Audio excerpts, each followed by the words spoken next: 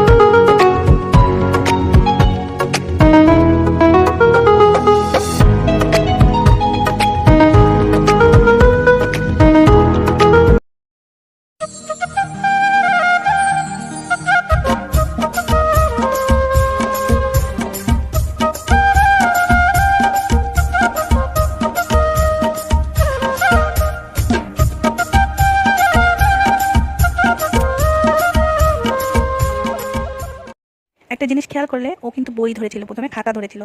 তো তারপরে ওকে একটু ভাতের সামনে বসিয়ে দেওয়া হয়েছে, ও দুষ্টুমি। তারপরে ওখান থেকে বেরিয়ে এসে আমি একটু ফুড ব্লগও করে নিলাম। দেখো এখানে নানা রকমের যেগুলো আইটেম হয়েছে সব কিছু এখানে রাখা ছিল, আমি সব ভিডিওগুলো তুলে নিলাম। তারপরে তুলে নিয়ে গিয়ে তারপর আমি খেতে বসে গেলাম। এখানে দেখো আমার ছোট ননদিনী।